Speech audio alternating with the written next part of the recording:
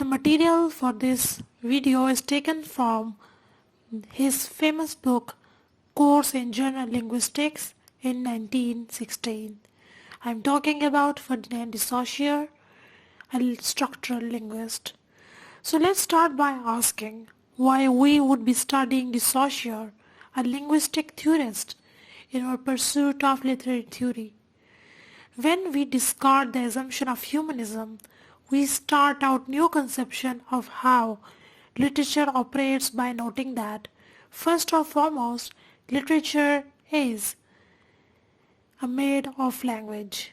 To understand how literature works, we must have some idea about how language itself works. De Saussure, as a structuralist, is interested in the universal structure of language, and his ideas applies to every language on this earth, be it English, be it Spanish, be it Latin, be it computer language, be it sign language or sign language, and to anything we can call a signifying system. And what's that signifying system?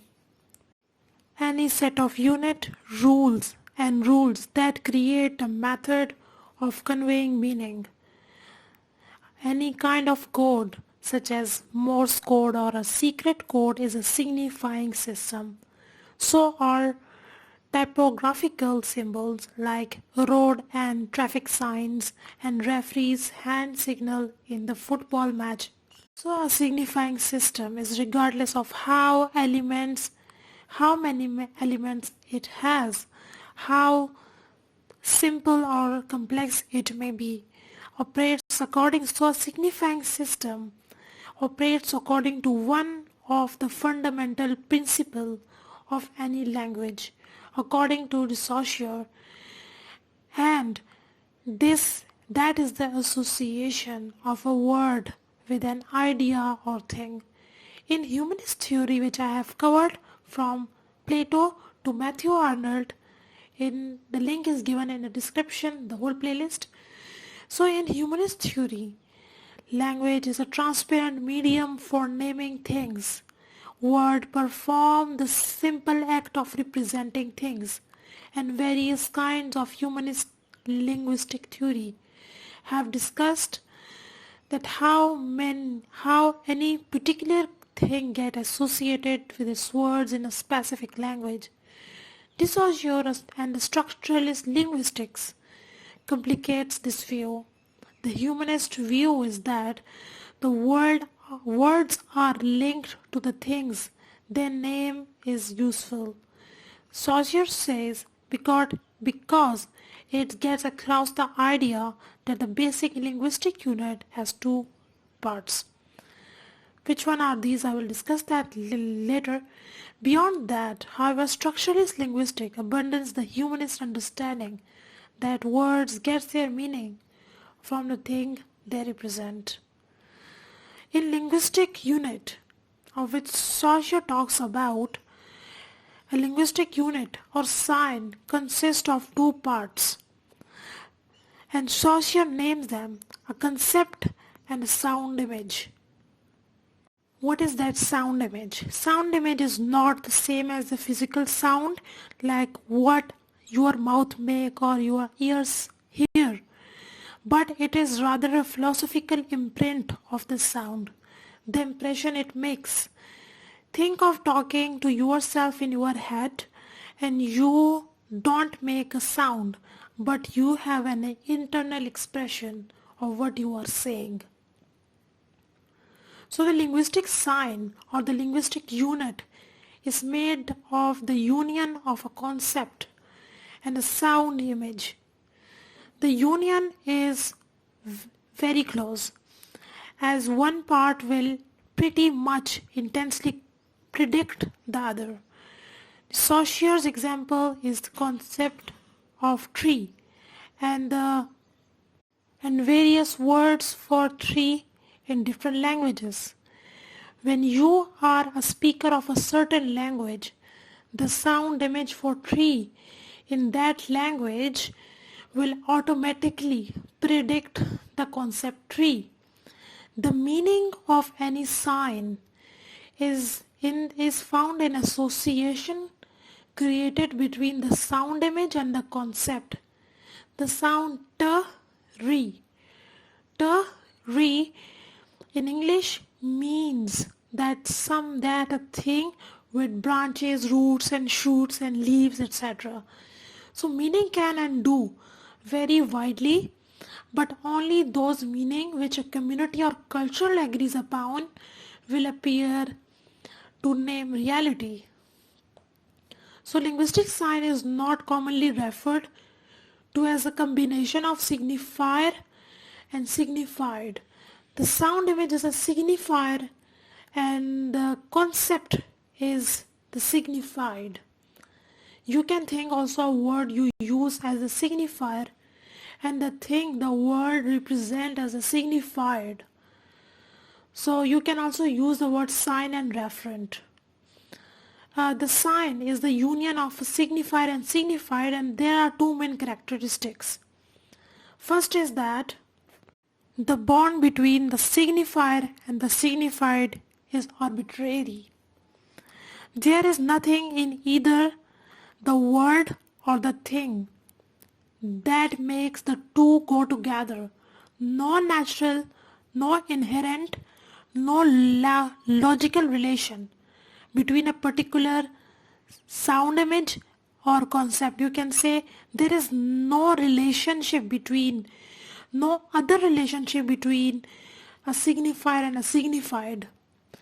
An example of this fact is that there are different words for the same thing in different languages.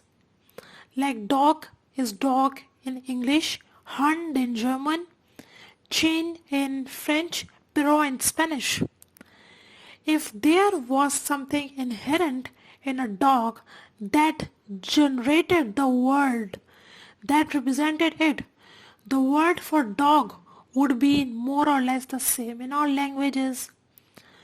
So this principle of arbitrariness dominates all idea about the structure of a language. It makes it possible to separate the signifier and signified, or to change the relationship between them. So this makes possible the idea of a single signifier which could be associated with more than one signified or vice versa, which make ambiguity and multiplicity of meaning possible. There may be some kinds of sign which seem less arbitrary than others, like pantomime, like sign languages, and like gestures, like which we call natural signs. So these all signs seems to have some logical relationship to what they represent. Like holding your nose to indicate the dislike may seem logical, since you would do that if you have encountered a bad smell, but Saussure insists that all signs are arbitrary.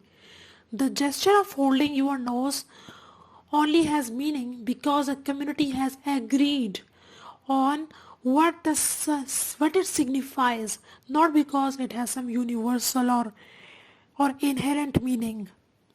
So Saussure discussed at length whether symbols such as use of scale for the idea of justice are innate or arbitrary, and decides that these two are a result of community agreement.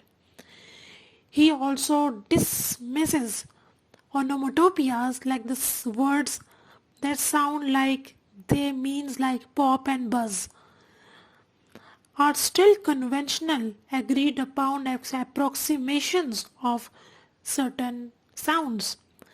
Think, for example, about the sound attributed to animals. While all hens or roosters crow pretty like the same way, that sounds are transcribed in English as cock-a-doodle-doo, and in Spanish it's cocorico, and interjections like our feelings, our expression of emotions, also different from culture to culture. In English, when we hurt, when we bang our fingers in a door or with hammer, we say ouch, but in French we say I. Alright, so the De Saussure discussion about our interjections and signs. As a structuralist, he is not interested in how communities agrees upon establishing the relationship between signifier and signifieds, nor he is interested in how those relationships might change over time. Structuralist analysis is always synchronic, meaning that structuralists look at a whole system or structure at the present moment as it has always been that way and would always be that way. Modes of analysis that try to account for change over time to look at the origins and evolution of any system, which is called diachronic. So the second characteristic that I have put, so that was the first and that is the second. Second is that the signifier or the spoken word or sound image exists in time, and the time can only be measured as linear. And I believe that this concept was put forward by De Saussure before Einstein, because Einstein says that time has 3 dimensions. It is not only linear, it can go backward as well. So I will make a video on that as well, because it's a very interesting concept. So the signifier exists in time, and that time can be measured as linear. You cannot say 2 words at the same time and have both be intelligible. You have to say one word at a time and then the next in a linear fashion. The same is true for writing. You have to write one word at a time in order for each word to be distinct, and we conventionally write our words in a straight line. This idea is important because all language operates in a linear sequence, and all elements of a particular sequence form a chain. So perhaps the most obvious example of linearity and sequentiality of language is the sentence. Words come one at a time in a line, and though we read them individually, we generate meaning through understanding that the words are all connected. So another fundamental premise in Saussure conception of language is the idea that all thoughts take place in a medium of a language. So Saussure conceptualizes that thought alone is a kind of shapeless mass which is only ordered by the structures of a language. This question, like whether ideas exist independently of our means of expression, has intrigued philosophers for centuries. According to Saussure, no ideas pre-exist language. So language itself gives shape to ideas and make them expressible, and thought cannot exist without language. In this sense, human beings don't speak language, but language speaks us. For De Saussure, sound is no more fixed than thought, though we can distinguish between different sounds and thus associate a particular sound with an idea. Sound thus serves as a signifier for the idea, which becomes their signifiers. In this view, according to this view, signs, which are the union of signifier and signified at the start of the topic which I have told you, are always both material and physical like sounds, and the intellectual like ideas. So De Saussure insists that language is not a thing, a substance, but a form, a container, a system and a structure. So he compares sound and thought, or a signified and signified, to the front and back of a piece of paper, which are seen as a whole. You can distinguish between the front and the back, but you cannot separate them and still have a piece of paper. So Saussure want to focus our attention to the system of language as a whole rather than on the individual part of the system. And using the French word for language, he calls the system as a whole langue, and calls any individual part of language such as the word parole. Structuralist linguists are more interested in langue than parole. The arbitrary nature of the sign explains why language as a whole system, can only arise in social relation. It takes a community to set up the relationships between any particular sound image and any particular concept to form specific paroles. That's why you do whenever you use any kind of language or code within a community text context.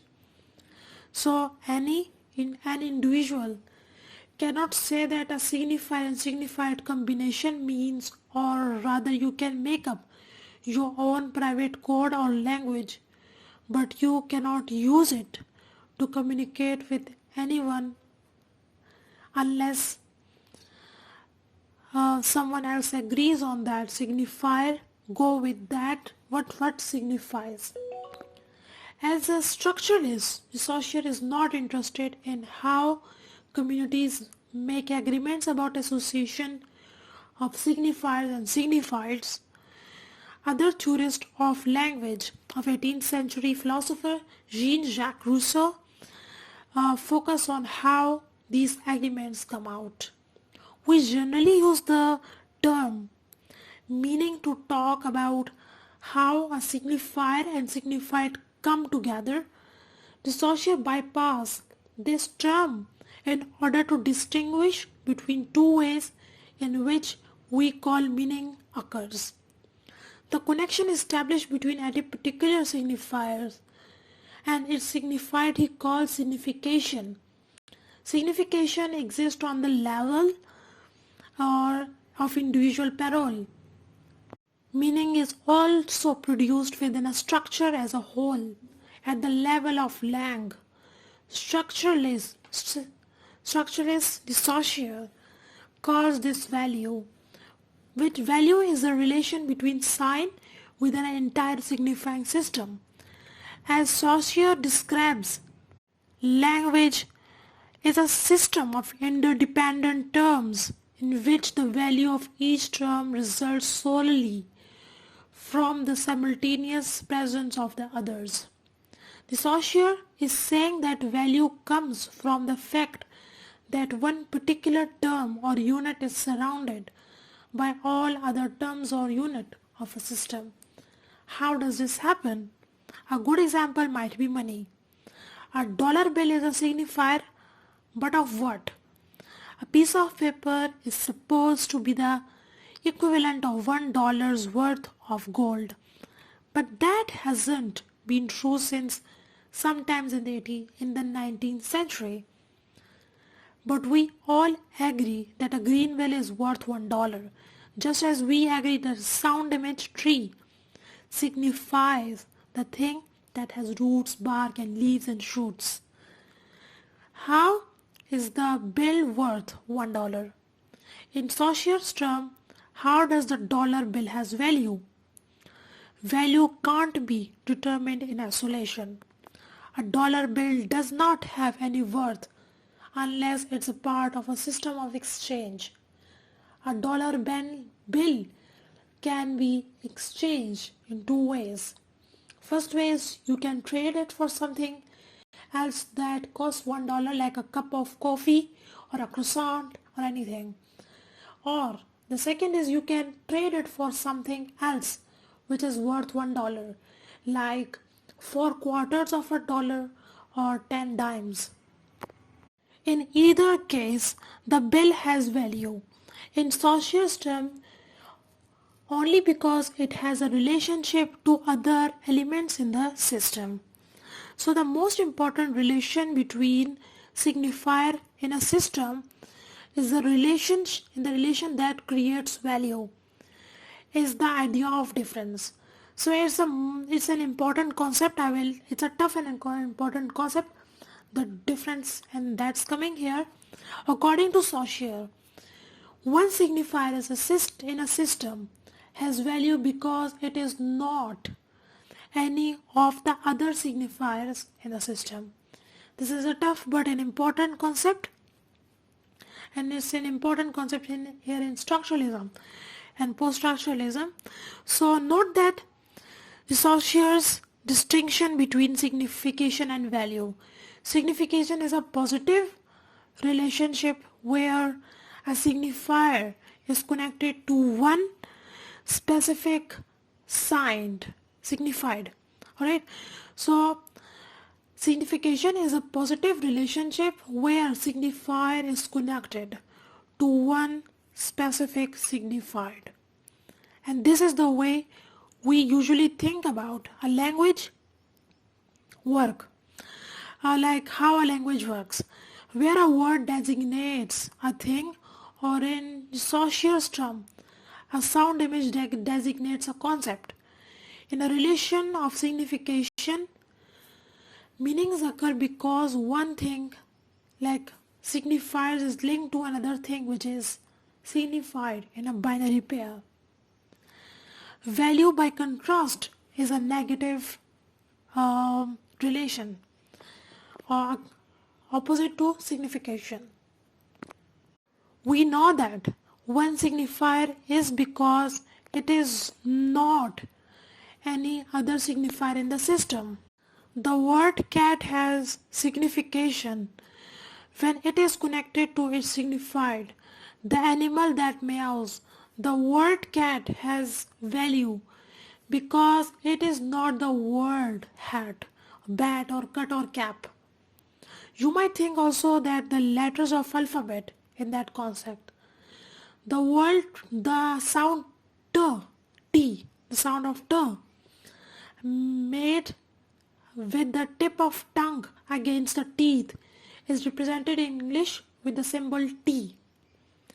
Because the connection between sound and concept or signifier or signified is always arbitrary, that sound you make with tongue or teeth could just as easily be represented by another symbol, like in maths we use a symbol of percentage or the hash, and in this case we can use that percentage sign or that hash sign in place of T in cat.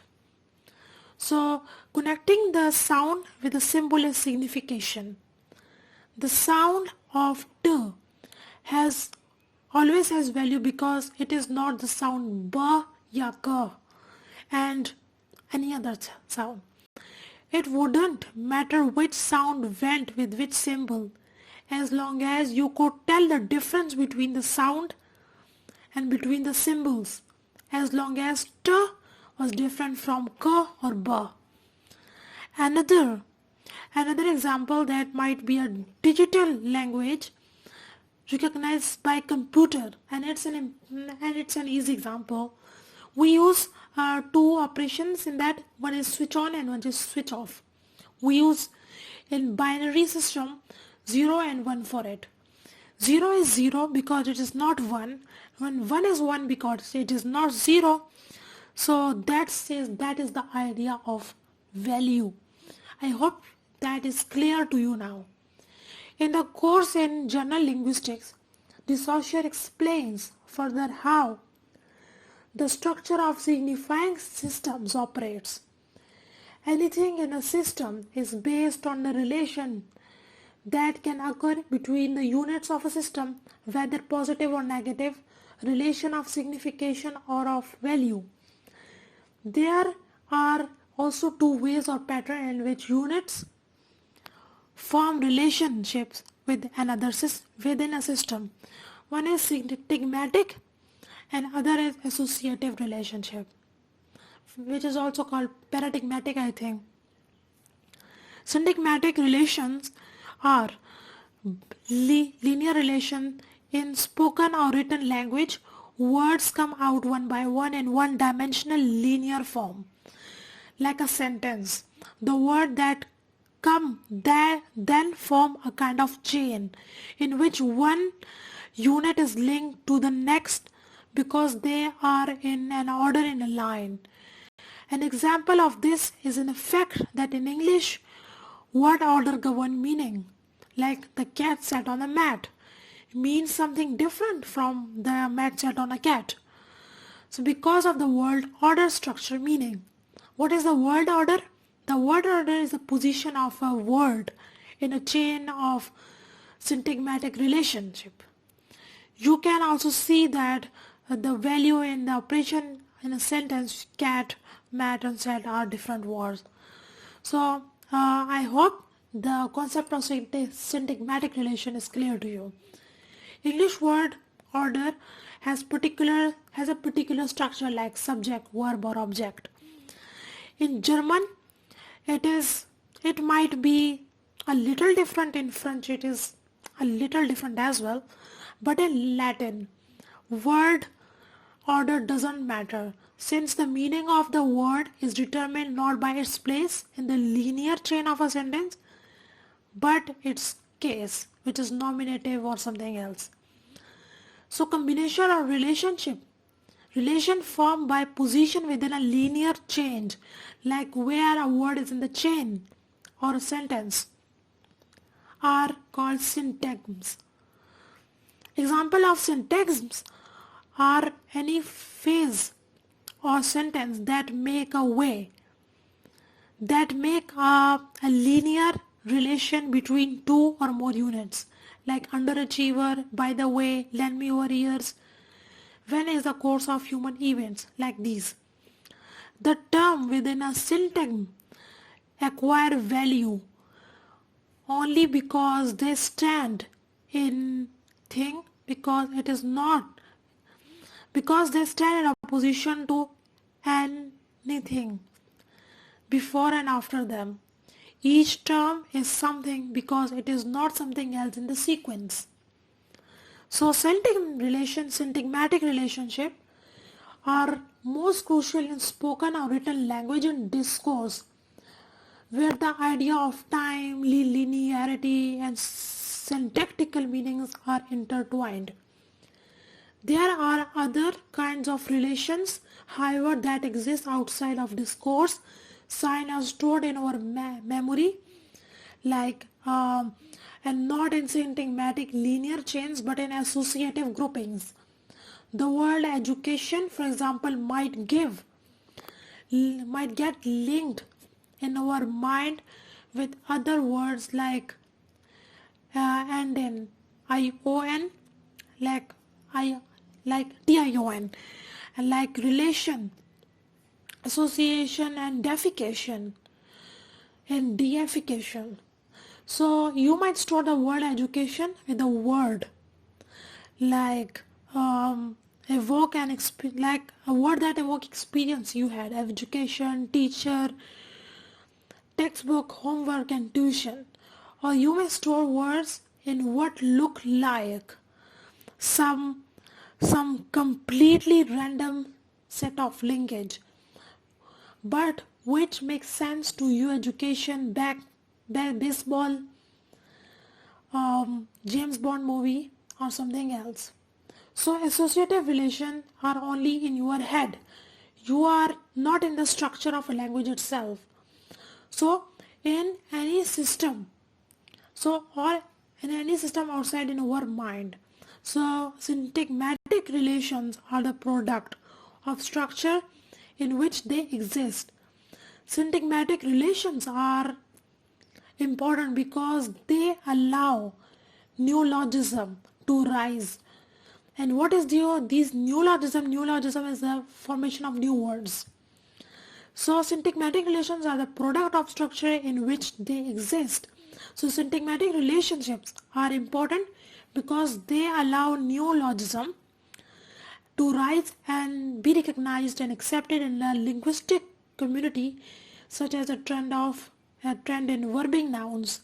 Associative relations are important because they break patterns established in strictly grammatic and syntagmatic relations and allow for the creation of new ways of linking units and what we in English call metaphors. So thank you. That's for all. I will make a comprehensive video on the total guide on Ferdinand De Saussure. Next video is coming about Claude Levi-Strauss and the structural study of myth. Hope you will like this video, and the whole playlist of this literary theory is in the description. And thanks for watching. If you have an inquiry or comment, and like this video and subscribe. Thank you.